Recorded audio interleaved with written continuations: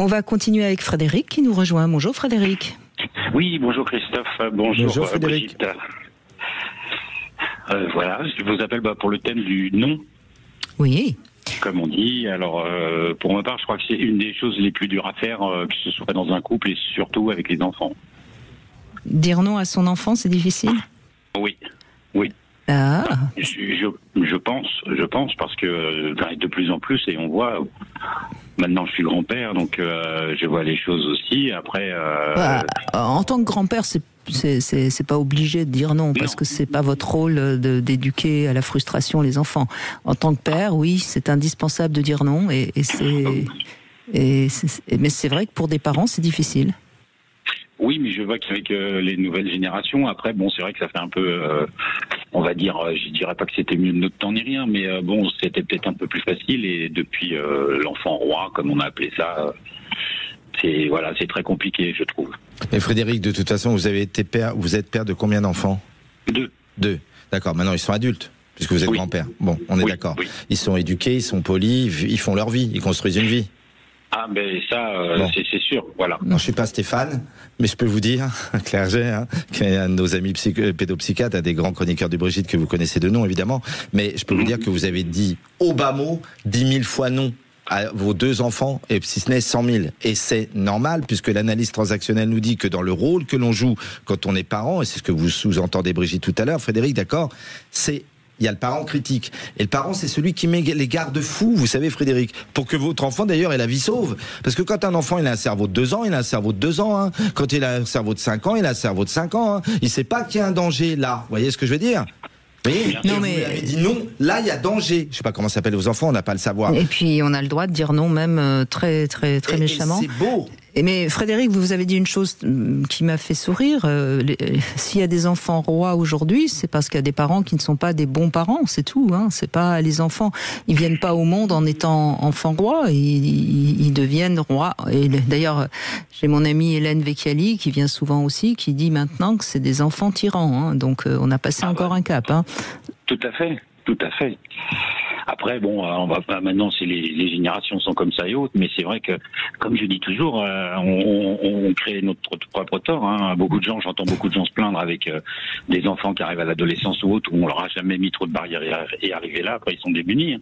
Mais regardez, les enfants sont à l'image de la société. Regardez aujourd'hui comment nos hommes politiques ne savent pas dire non plus. Ils disent oui à tout dès qu'il y a le moindre. Vous voyez où ça nous mène, hein ? C'est vrai. Ça fait après ils apprennent peut-être tout petit, je pense. Ce que je vois dans cette chose-là, vous voyez, Frédéric, déjà l'art de parent, c'est un métier impossible. Vous savez ce que disait Bettelheim et Freud, c'est très très difficile d'être parent et personne ne peut se dire je suis un champion du monde de ça. Moi le premier, être parent, je peux vous dire. Mais est-ce qu'une chose est sûre, c'est que il est nécessaire de fixer les limites quand on est parent. Ça, c'est sûr. Alors, vous dites nos générations, parce que nous, évidemment, on n'est plus des gamins.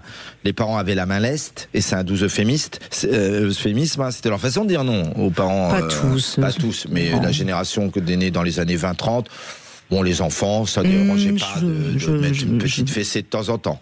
Voilà, maintenant, ça a changé. Tu peux plus le souffler sur ton enfant, Brigitte. C'est aussi ça qui est pas simple. C'est que ça se fait plus. C'est interdit. Et c'est pas la même chose. Il y a une autre manière de fixer l'autorité. Il faut la faire autrement. Le problème, il est là aussi, je pense, quand même, dire l'interdiction de l'interdiction, à chaque fois, c'est quand même assez... Je suis pas contre, attention, il y a des choses qui sont bien... Heureusement que ça a énormément évolué à ce niveau-là.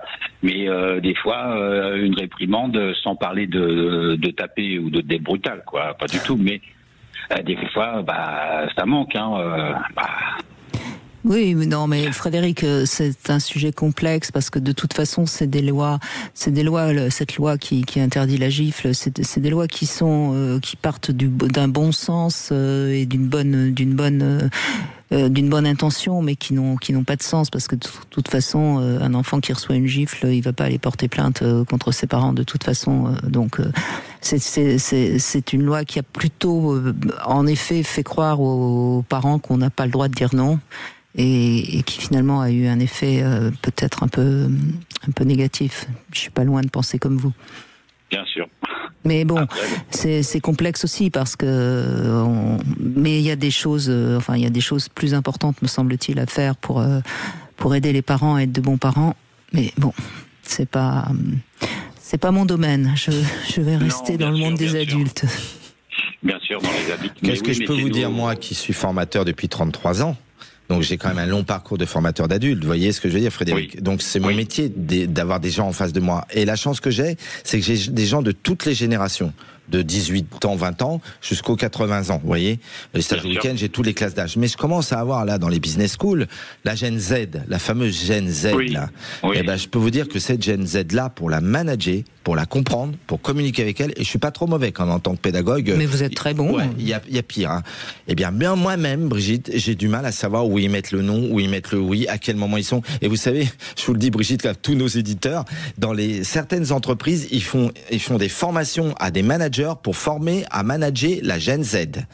Parce que alors ils ont un truc avec les limites, avec le respect et l'irrespect de l'autre, c'est pas nos générations, hein. Mais c'est à faire avec. Vous voyez ce que je veux dire, Frédéric? Il faut qu'on fasse avec. Ils sont pas comme nous. Ils ont une nouvelle manière de faire. Ils sont nés après nous. Alors c'est une partie de la génération Z. Mais ils sont très spéciaux et à mon avis ils vont faire quelque chose ceux-là. D'ailleurs, vous avez vu la révolution qui se passe à Madagascar? Comment ils se sont appelés? La Gen Z. Et ils sont en train de renverser leur président de la République et prendre le pouvoir sur le pays.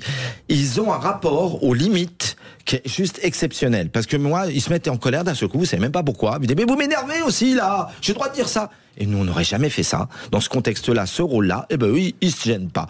Et d'ailleurs, Brigitte, toute la vie, finalement, puisqu'on est sur la limite, le oui et le non, est-ce que c'est pas, je monte un peu, mais est-ce que c'est pas toujours une dialectique entre le s'autoriser et l'autorité? Les s'autoriser et l'autorité. C'est vrai. Que ça, toute la vie, oui, non. On arbitre toutes et tous, chers amis auditeurs, vous nous posez des questions là-dessus si vous voulez, c'est à quel moment je m'autorise à dire oui ou à dire non, à quel moment je subis ou j'accepte une autorité légitime qui me dit oui ou non. Je pense, Brigitte, que c'est la dialectique de la vie et on est tous là-dedans. Mais Frédéric, vous pensez que vous n'avez pas su dire assez non à vos enfants ou c'est juste que vous auriez préféré ne pas avoir à leur dire non?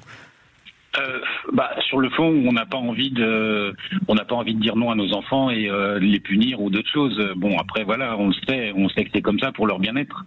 Évidemment, il faut le faire. Mais alors ça vient. Pour ma part, je vois mes deux petits enfants là. Alors ces deux garçons, ils ont 10 et 6 ans et bon. Le premier de 10 ans, ils sont pas, comment dirais-je, c'est encore autre chose, mais le premier, c'est le premier, hein, il a, entre guillemets, subi, attention, quand je dis subi, il y a eu plus de dureté, de limites et de règles posées. Mais le deuxième, lui, il a commencé à comprendre bien les choses et bien passer au travers, quoi. Mais oui, c'est une histoire de rôle aussi, Frédéric. On parlait en début d'émission. Vous savez, j'ai un de mes collègues américains qui s'appelle Erving Goffman, qui avait écrit un livre qui s'appelle La mise en scène de la vie quotidienne, ou qui montre que, vous le savez comme moi, on joue pas qu'un rôle. On joue son rôle de mari, d'épouse, de fiancée, mais à un moment donné d'animatrice radio, de chroniqueur radio. Voyez, on a des rôles. Là, vous avez pas le même rôle, Frédéric. On est bien d'accord. Quand vous êtes père, c'est un rôle. On est d'accord. Vous voyez la différence quand vous êtes grand-père, c'est pas le même rôle. On est d'accord? Pas du tout, bien sûr. Exactement. Et vous avez des oui et des non différents suivant les rôles. Bien sûr. Être grand-parent, c'est oui. plaisir. Oui. Bien sûr. Voilà. Et peut-être que le deuxième, vous lâchez encore plus parce que c'est le petit dernier, que les années passent et que vous avez de moins en moins envie. Et du coup, il le sent, il en profite encore plus et il vous mène en bateau comme il veut. Bien sûr. Et ben voilà, écoutez, naviguez et puis profitez du paysage. Qu'est-ce que vous voulez, hein? C'est pas votre rôle. C'est pas votre rôle de le remettre à sa place.